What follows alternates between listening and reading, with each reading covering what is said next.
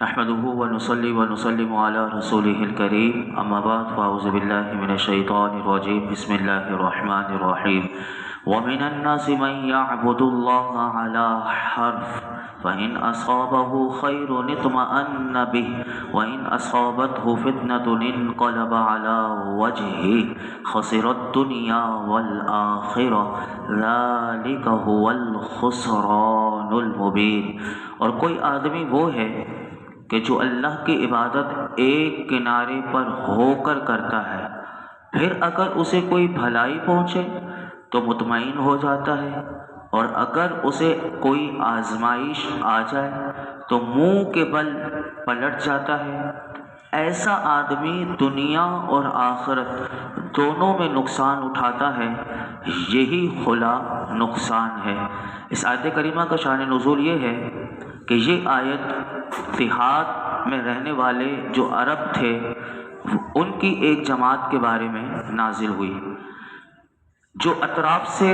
وہ آتے تھے، مدینہ شریف میں وہ آتے تھے اور اسلام لاتے تھے، ان کی حالت یہ تھی، مفسرین فرماتے ہیں کہ اگر وہ خوب تندرست رہتے ایمان لانے کے بعد اور ان کی دولت بڑھتی اسلام لانے کے بعد اور ان کے ہاں بیٹا ہوتا، تب تو یہ کہتے کہ اسلام بڑا اچھا دین ہے، اس میں آ کر ہمیں فائدہ ہوا۔ اور اگر اسلام لانے کے بعد اگر کوئی بات اپنی امید کے خلاف انہیں پیش آ جاتی، مثلا بیمار ہو گئے،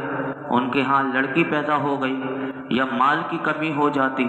تو کہتے تھے کہ جب سے ہم اس دین میں داخل ہوئے ہیں ہمیں نقصان ہی ہوا ہے، اور پھر کیا کرتے، وہ اس دین سے وہ پھر جاتے تھے، یعنی وہ مرتد ہو جاتے تھے۔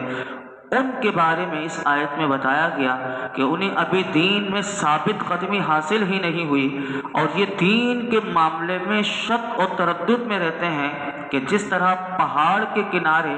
کھڑا شخص فرمایا کہ حرکت کی حالت میں ہوتا ہے، اور ان کا حال یہ ہے کہ قرآن فرماتا ہے کہ اگر انہیں کوئی بھلائی پہنچے تو یہ مطمئن ہو جاتے ہیں، اور اگر انہیں کوئی آزمائش آ جائے یا کسی قسم کی سختی انہیں پیش آ جائے تو یہ مرتد ہو کر منہ کے بل پلٹ جاتے ہیں اور کفر کی طرف لوٹ جاتے ہیں۔ تو فرمایا ایسے لوگ جو ہیں وہ دنیا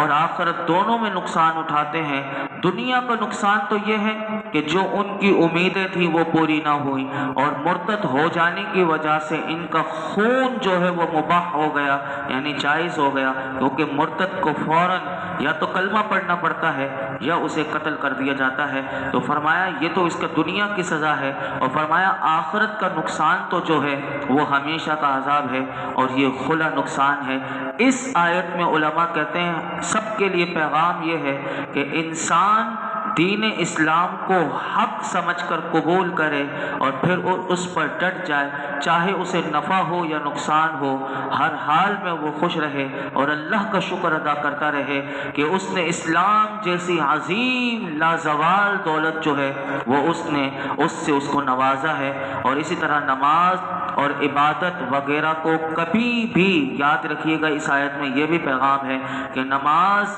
یا ذکر و اذکار کو، قرآن کی تلاوت کو، کوئی سے بھی نیکی کے کام کو یہ نہ سمجھے کہ میرے لیے دنیاوی نفع ہو اور اس وجہ سے، بلکہ علماء نے فرمایا کبھی بھی نماز عبادت وغیرہ کو دنیاوی نفع نقصان کے ساتھ کبھی بھی نہ تولے، بلکہ عبادت کی حیثیت سے ہی کرے۔ نماز عبادت ہے، اس حیثیت سے پڑھے، اس لیے نہ پڑھے کہ نماز پڑھنے سے میری تنگی دور ہو جائے گی، نماز پڑھنے سے میری بے برکتی دور ہو جائے گی، بلکہ نماز اس پر اللہ کی طرف سے ایک عبادت اور اس پر لازمی فرض کی گئی ہے۔ کوئی بھی وظیفہ پڑھے تو اللہ کی رضا کے لیے پڑھے، یہ نہیں کہ مجھے اس وظیفے سے برکتیں ملے تو میں پڑھ رہا ہوں، نہ ملی تو میں نے پڑھنا چھوڑ دیا۔ درود شریف اس لیے کہ درود شریف کی برکتیں اتنی سنتا ہے تو اس لیے وہ درود شریف پڑھتا ہے، ورنہ وہ پڑھے نہ تو اس حیثیت سے نہ پڑھے، بلکہ درود پاک سرکار کی محبت میں پڑھے، اللہ کا حکم سمجھ کے پڑھے۔ عبادت کوئی سی بھی کرے لیکن اللہ کے لیے کرے، تو پھر اس کے جو ثمرات ہیں اور جو اس کی برکتیں اور جو اس کے ساتھ جو رحمتیں اس کے ساتھ اس کو ملیں گی، اس کا تو کوئی وہ سوچ بھی نہیں سکتا۔ تو اسی لیے یہاں پر یہ بات بتائی گئی۔ آگے ارشاد فرمایا يدعو من دون الله ما لا يضره وما لا ينفعه ذلك هو الضلال البعيد يدعو لمن ضره اقرب من نفعه لبئس المولا ولبئس العشیر۔ وہ اللہ کے سوا اس بت کی عبادت کرتا ہے جو نہ اسے نقصان پہنچائے اور نہ اسے نفع دے، یہی دور کی گمراہی ہے۔ وہ اسے پوچھتے ہیں کہ جس کا نقصان اس کے نفع سے زیادہ ہے، بے شک وہ کیا ہی برا مولا ہے اور بے شک کیا ہی برا ساتھی ہے۔ یہاں پر اللہ رب العالمین نے جو مرتد ہو گئے اور دوبارہ بت پرستی کی طرف آ گئے، جیسے پیچھے بھی ان کے بارے میں بتایا، کیونکہ انہیں آزمائش آئی تو وہ بت پرستی کی طرف دوبارہ چلے گئے اور اسلام کو چھوڑ دیا۔ اللہ رب العالمین نے ان سب کے لیے دوبارہ پیغام دیا کہ اللہ کی عبادت کرنے کے بجائے وہ اس کی عبادت کرتے ہیں جو نہ انہیں نقصان پہنچا سکتا ہے نہ نفع دے سکتا ہے، کیونکہ وہ بے جان ہے۔ تو ایسے بے جان خدا بنانا اور اس کی عبادت کرنا قرآن کہتا ہے یہ انتہائی درجے کی گمراہی ہے۔ اور فرمایا کہ اس آیت میں یہ بھی بتایا کہ جو پوجتے ہیں جس کو، وہ سمجھتے ہیں کہ وہ نفع دیں گے، وہ نقصان سے بچائیں گے، تو بتایا کہ نقصان تو ان لوگوں نے اپنا کر دیا کہ جنہوں نے اسلام کو چھوڑ دیا اور جو اللہ کے دربار سے پھر کر اور دوبارہ بت پرستی کی طرف آ گئے۔ فرمایا ایسے لوگوں کی سزا جو ہے وہ دنیا میں قتل ہے اور آخرت میں تو دوزخ کا عذاب ہے۔ اور نفع سے مراد ان کا خیالی نفع جو انہوں نے اپنے ذہن میں رکھا ہے کہ یہ بت جو ہیں یہ ہماری شفاعت کر لیں گے، تو فرمایا یہ کفار جو ہیں جس بتوں سے نفع کی امید رکھتے ہیں وہ تو بہت دور کی بات ہے اور ناممکن ہے، جبکہ ان کا حقیقی نقصان یہ ان قریب یہ دیکھ لیں گے۔ آگے اب دیکھیے کہ ان بت پرستوں کے بعد، کیونکہ قرآن کا اسلوب ہے جہاں کافروں کی بات ہوتی ہے وہاں مومنوں کی بات ہوتی ہے۔ اب اگلی آیت میں اللہ رب العالمین نے مومنوں کے لیے کیا فرمایا سنیے۔ فرمایا ان اللہ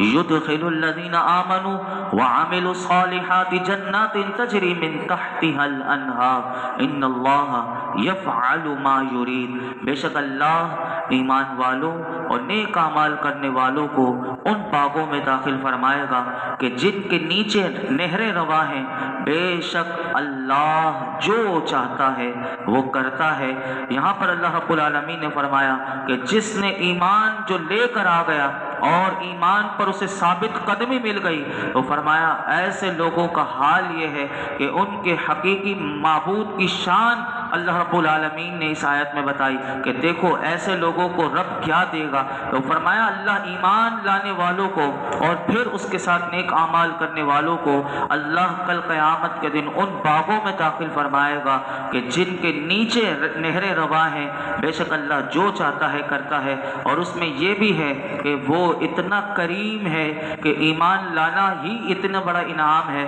لیکن اس کے باوجود جب بندہ نیک عمل کرتا ہے تو وہ اپنے فرما برداروں پر مزید انعامات کی بارش کرتا ہے اور نافرمانوں پر عذاب کرتا ہے۔ یاد رکھیے گا ایمان یہ جنت میں داخلے کا سبب ہے، اور نیک اعمال جو ہیں وہ علماء نے لکھا وہاں کی نعمتوں اور درجات میں اضافے کا باعث ہے۔ ایمان والے کو اللہ جنت میں داخل کرے گا، لیکن دنیا میں جس نے نیک اعمال زیادہ کیے ہوں گے، یہ جیسے کہ دنیا میں جو جتنا محنت کرتا ہے بلا تشبیہ کہ جو اپنے گریڈ کو بڑھانے کے لیے گورنمنٹ کی نوکری میں وہ ڈبل ایم اے کرتا ہے، پھر پی ایچ ڈی کرتا ہے تو اس کا ایک ایک گریڈ بڑھتا رہتا ہے، تو وہ دنیا کی ترقی کے لیے کتنی، تو فرمایا اسی طرح دنیا میں رہتے ہوئے جو نیک اعمال کی کثرت اپنی کرے گا تو وہاں کی نعمتیں اور درجات میں اللہ اس کے اضافے کر دے گا، لیکن ایمان یہ شرط ہے جنت میں جانے کے لیے۔ آگے ارشاد فرمایا من کان یظن ان لن ینصرہ اللہ فی الدنیا والآخرۃ فلیمدد بسبب الی السماء ثم لیقطع فلینظر هل یذهبن کیدہ ما یغیظ۔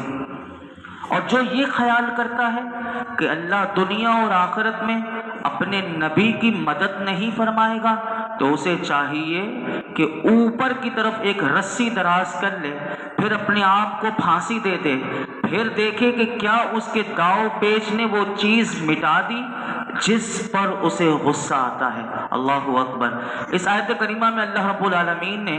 نبی کریم صلی اللہ علیہ وسلم کے جو دشمن ہیں اور جو دین کی مخالفت کرنے والے ہیں، ان دشمنی رکھنے والوں کی ناکامی اور محرومی کو اس آیت میں بڑے خوبصورت انداز میں اللہ نے بیان کیا۔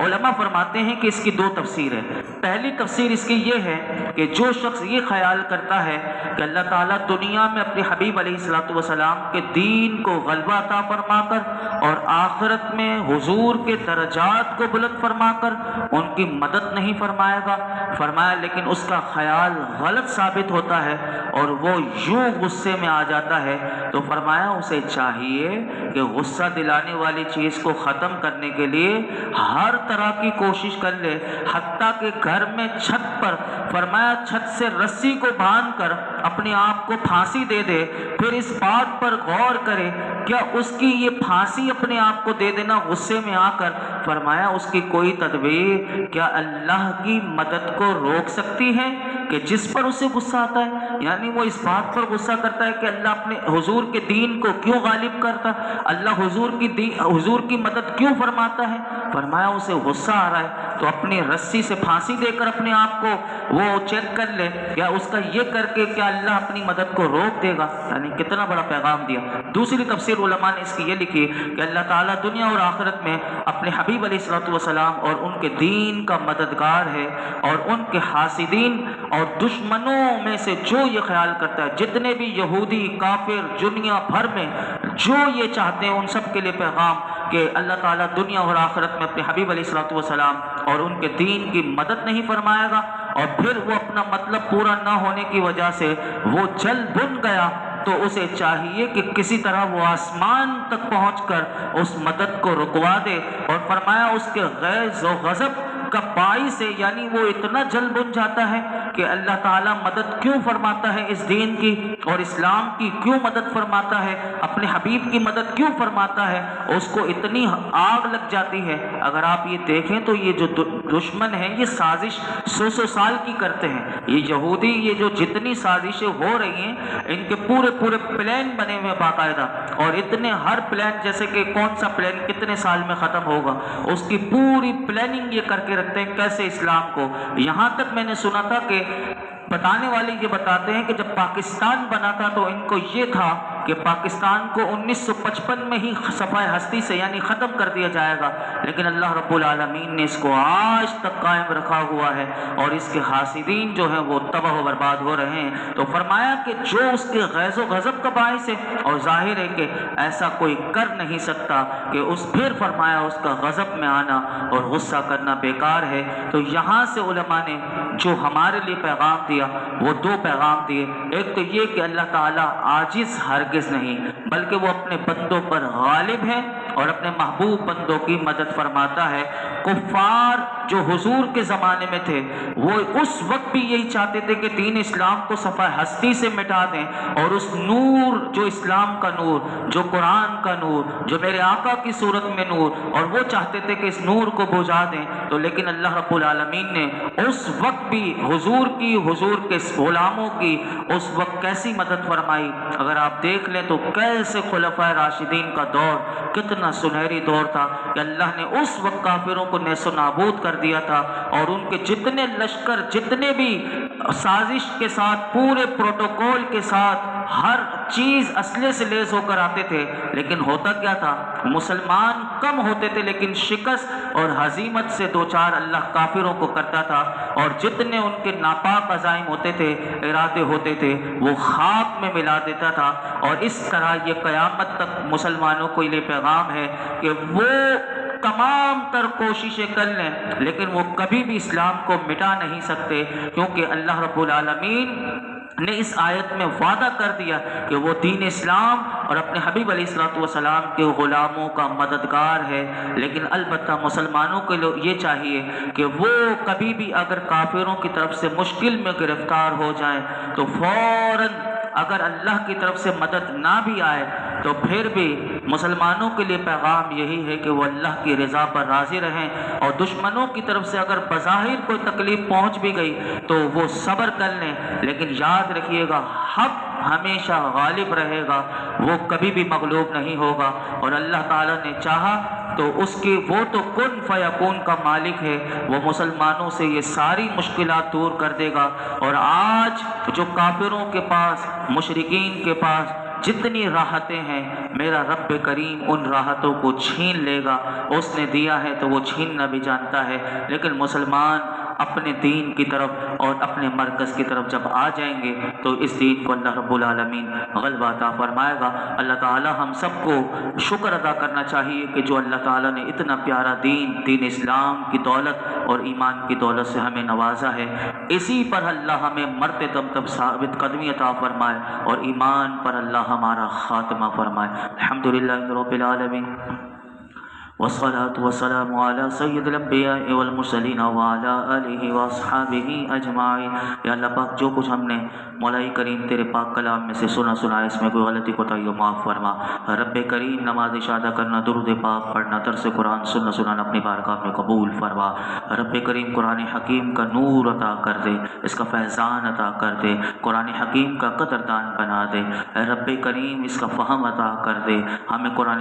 قرآن مجید کی تعلیمات پر صحیح معنوں میں عمل کی توفیق عطا فرما، باعمل، بااخلاق، باحیا، با کردار بنا دے۔ ہر قسم کی مولائی کریم بے ادبی اور بدبختی، شقاوت ہم سے دور کر دے۔ اللہ یہ جتنے حاضرین موجود ہیں جس کے دل میں جو مراد ہو پوری فرما۔ آج تک ہم نے جتنی دعائیں کی ہیں آئندہ کریں گے، سب دعاؤں کو قبول فرما۔ وصلی اللہ تعالی علی خیر خلق محمد وعلی آلہ وصحبہ اجمعین۔